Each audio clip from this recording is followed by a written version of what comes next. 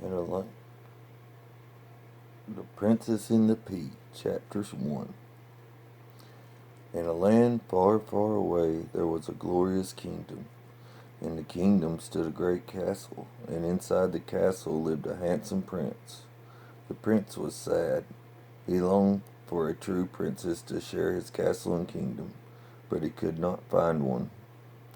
This was not because there was lack of princesses. In fact, the kingdom was full of fair maidens, all claiming to be princesses. The prince scoured the kingdom, meeting every one of these so-called princesses, but he returned sad and empty-handed. "It is impossible to tell whether these are true princesses," he said to his father. "You must be patient, my son. You will know when you know," said the king with a knowing smile. The prince smiled back and then went to his chamber. Chapter 2. That evening a huge storm came. Thunder clapped, lightning flashed, and the rain clattered down on the castle roof like the sound of 1,000 horses charging into battle. Suddenly came a loud knock at the castle door. The king put on his robe and opened the door to find a cold, soggy young lady standing in front of him. "I am a true princess," she said. "Please, can I have some dry clothes and a bed for the night?" The king let her in. "She says she is a true princess," said the king to the old queen mother. The queen mother didn't say a word. Instead, she thought to herself, "We'll soon see about that." Then she handed the princess a nightgown and said, "Put this on while I prepare your chamber." Chapter 3.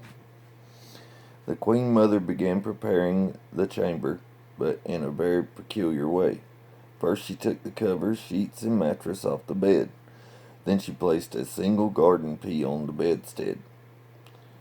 And then she laid 20 mattresses on top of the pea, taking care to separate each layer with a soft, air-down quilt. After this, she replaced the bedclothes on the top mattress and said to the princess, "Your chamber is ready." The bed was now high off the ground, and the princess needed to climb a ladder to get into the bed. The princess climbed the ladder, got under the covers, and was extremely thankful for having been taken in for the night. Chapter 4. At breakfast the next morning, the queen mother turned to the princess and asked, "My dear princess, how did you sleep?" "Not at all well," said the princess. "I mean to say I'm extremely grateful for your kindness in putting me up for the night, but there seemed to be something ever so hard and uncomfortable under my mattress, and I couldn't sleep a wink." My," replied the queen mother. "Is that so?" The queen mother turned to the prince and said, "I believe we have found your true princess, for none but a true princess possesses such the delicate sense of feel to know a single pea through 20 mattresses and 20 of my finest quilts. You must wed immediately." The prince was overjoyed. He turned to the princess and said, "Dear princess, would you do them a great honor of becoming my wife?" She blushed and, taking a moment to finish a mouthful of cereal, said, "On one condition." "Anything," said the prince.